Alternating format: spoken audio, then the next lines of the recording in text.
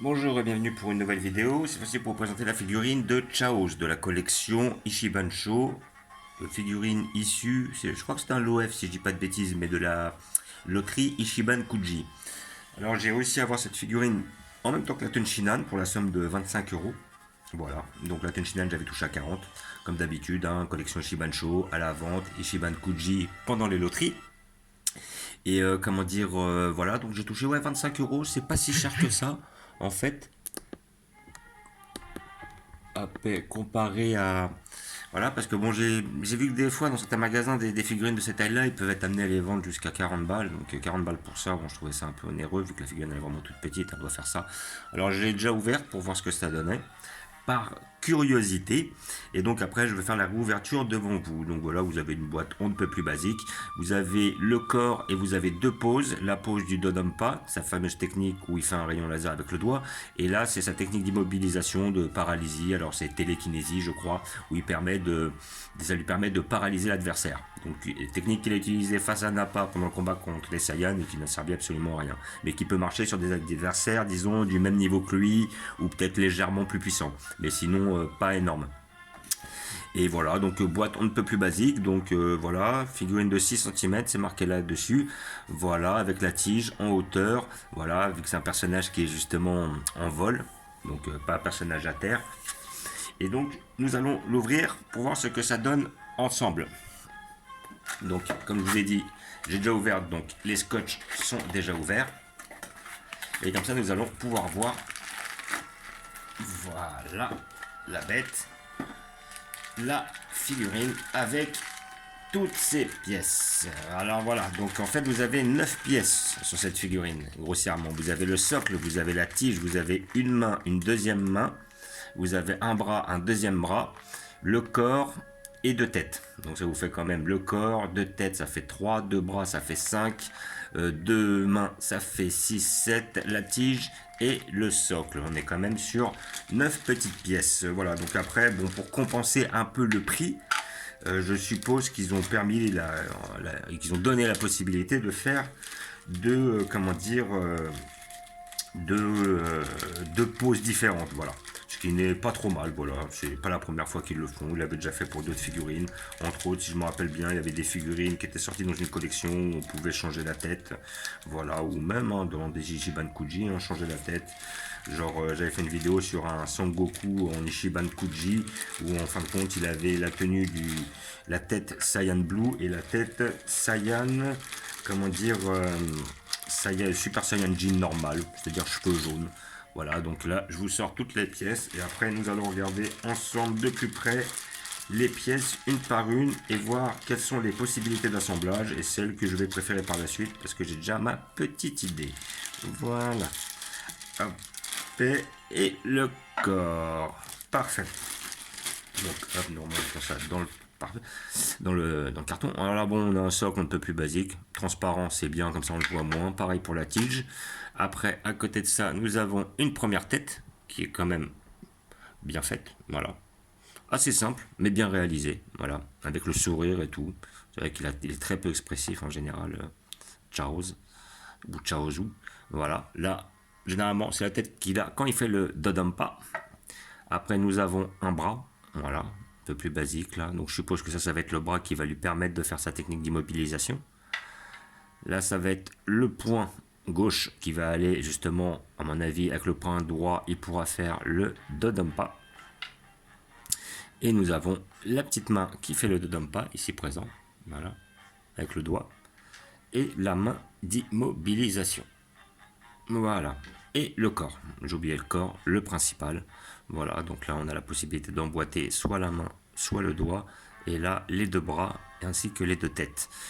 Et la tige dans le derrière, comme d'habitude.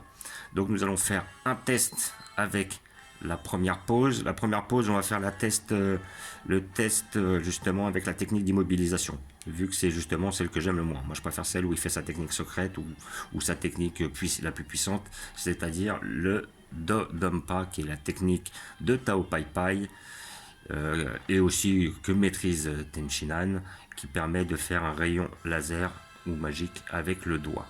Voilà, donc figurine quand même assez propre hein, dans l'ensemble. Alors après, c'est vrai qu'il n'y a pas trop de détails sur Chaos, donc c'est difficile de se louper.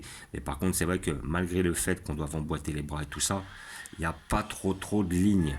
Voilà, ça reste quand même bien fait. La pièce est bien faite. Voilà, la tige dans le derrière et notre personnage.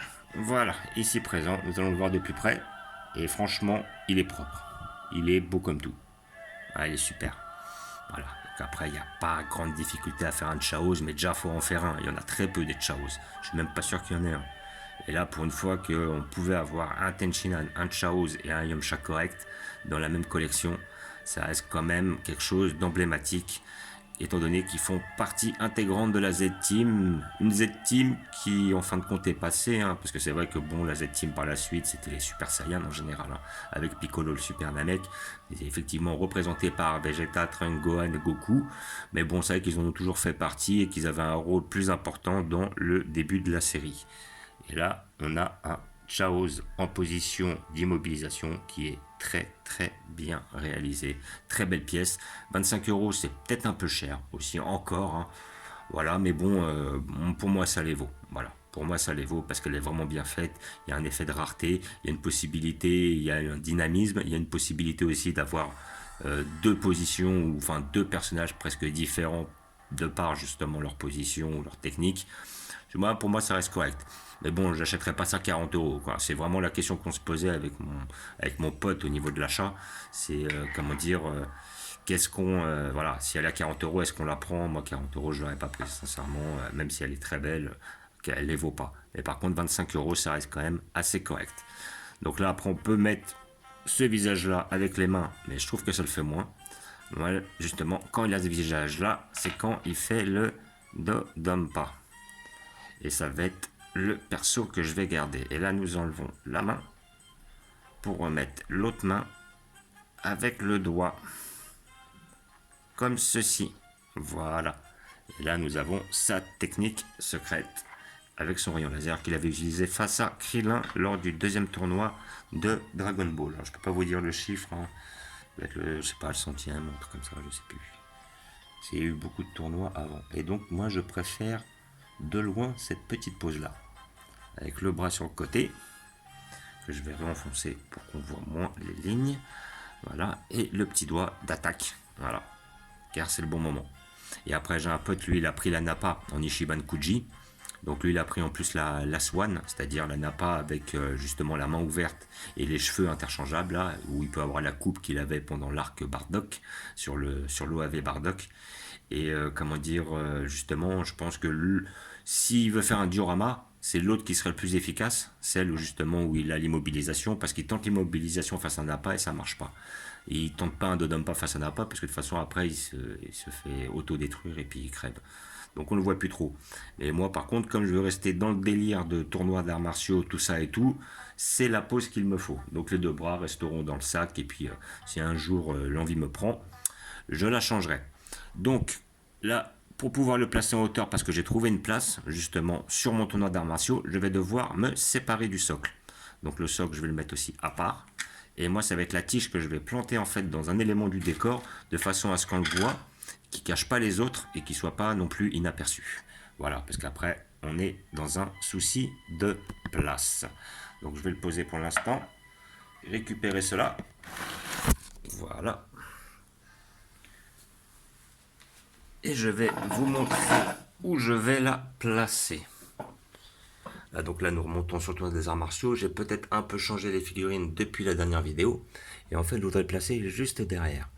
Alors, on y va soigneusement parce que maintenant, j'ai tellement de figurines. Voilà. Et je l'ai mis juste derrière en hauteur, de façon à ce qu'on puisse le voir. J'ai tellement de figurines que maintenant, dès que j'en touche une, il y en a 12 qui tombent. Mais là, on est vraiment dans l'arc, c'est-à-dire avec notre Tenchinan sur la gauche, notre Yamcha sur la droite, notre Jakichun au milieu, Goku Piccolo en fond, et tout derrière, nous avons notre Chaos qui vient prendre sa position autour du tournoi Damasio, et chacun est mis en valeur sans en cacher un. Le plus important est ici. Moi, je voulais faire un diorama, étant donné que j'ai pas les Saiyans, un diorama sur le tournoi d'arts martiaux. Et justement, comme j'ai plus de figurines dans ce lien-là, c'est parfait. Donc voilà, je vous mets un petit visu. Je l'ai mis en hauteur, il est mignon, il est très bien ici. Avec notre Jackie Chun, notre Tenshinhan de la précédente vidéo, notre Yamcha. Là, on est dans le thème. Voilà. Donc, comme d'habitude, je vous remercie d'avoir regardé. Je vous dis à bientôt. N'hésitez pas à vous abonner ou à mettre des pouces.